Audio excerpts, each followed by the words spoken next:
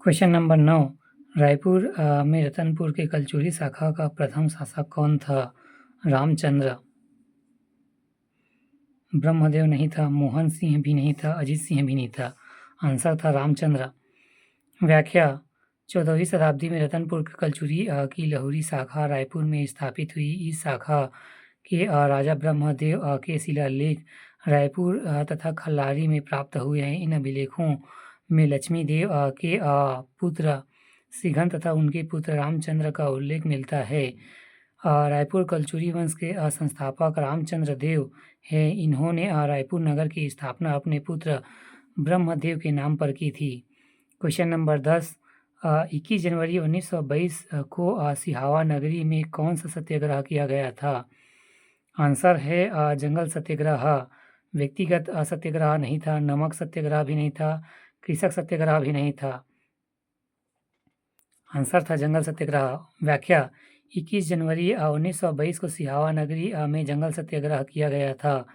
कारण: वन अधिकारियों द्वारा आदिवासियों को कम दरों में मजदूरी देने पर बेगारी लिया करते हैं, साथ ही वनोपज ले जाने पर प्रतिबंध लगा दिया गया। प्रारंभ: आरक्षित वनों से लकड़ी काटकर आंदोलन प्रारंभ। प्रमुख नेता: हरक राम सोम एवं पंचम सिंह सोम, विशंभर पटेल, शोभाराम साहू। परिणाम: वन अधिकारियों द्वारा न्यूनतम मजदूरी प्रदान करने की बात मान ली।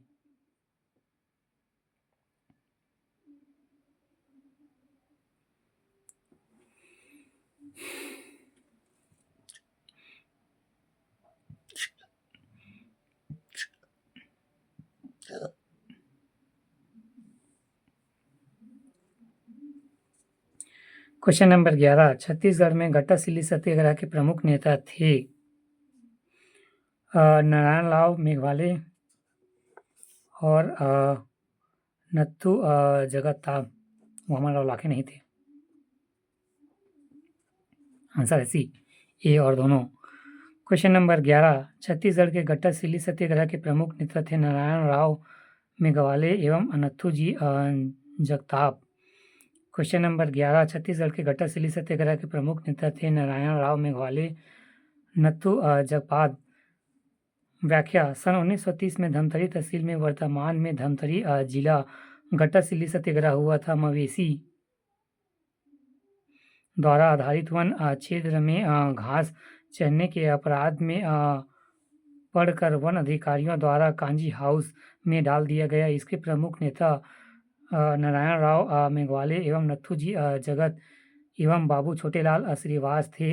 परिणामतः वन अधिकारियों द्वारा मवेशियों को निःशुल्क मुक्त कराने हेतु बाध्य होना पड़ा।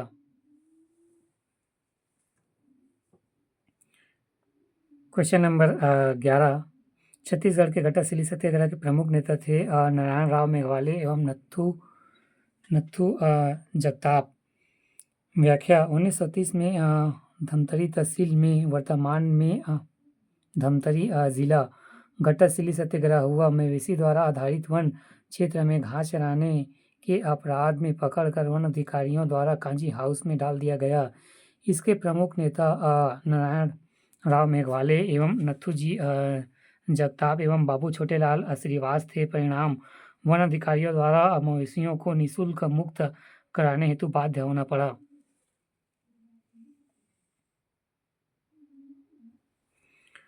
क्वेश्चन नंबर 12, सूची 1 एवं सूची 2 सम्मिलित कीजिए। भारत छोड़ो आंदोलन, छत्तीसगढ़ की घटनाएं एवं संबंधित व्यक्ति। रायपुर षड्यंत्र केस, परसराम सोनी। रायपुर षड्यंत्र case, Parasram Soni. Raipur dynamite case, Ishwar Charan Shukla. दुर्ग कचहरी में अंजनी, रघुनंदन सिंगरौल।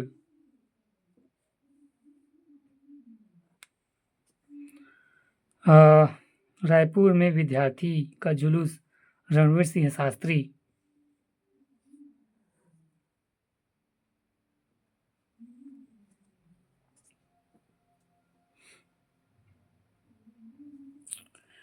क्वेश्चन नंबर 12 सूची मिलाइए।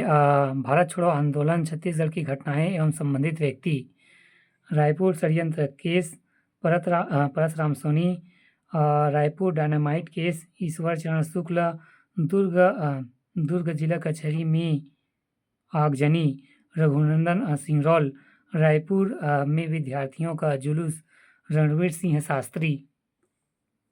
व्याख्या: भारत छोड़ो आंदोलन में छत्तीसगढ़ की घटनाएं एवं संबंधित व्यक्ति, रायपुर षड्यंत्र case, Parasram Soni, Raipur dynamite case, Ishwar Charan Shukla, दुर्ग जिला कचहरी में आगजनी, रघुनंदन सिंगरौल, रायपुर में विद्यार्थियों का जुलूस, रणवीर सिंह शास्त्री। क्वेश्चन नंबर 13 निम्नलिखित में से किस वर्ष छत्तीसगढ़ मध्य प्रांत का एक संभाग था? 1862। सबसे पुराना वाला है ना।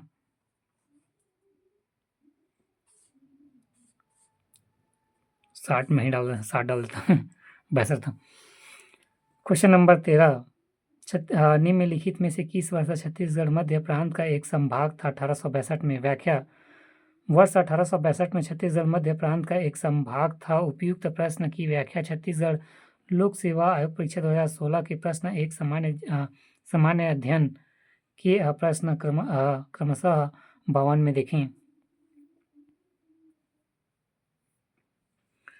क्वेश्चन नंबर 14 छत्तीसगढ़ में मराठा शासन के निम्नलिखित स्थानों में विद्रोह हुए। तारापुर में हुआ था, बरगढ़ में भी हुआ था, धमधा में भी हुआ था, कवर्धा में नहीं हुआ था, शायद बना ही नहीं था जिला, याद भी तो नहीं है। क्वेश्चन नंबर 14 छत्तीसगढ़ में मराठा शासन काल में निम्नलिखित स्थानों में विद्रोह हुआ था। धमधा, बरगढ़, तारापुर, कवर्धा में नहीं हुआ था।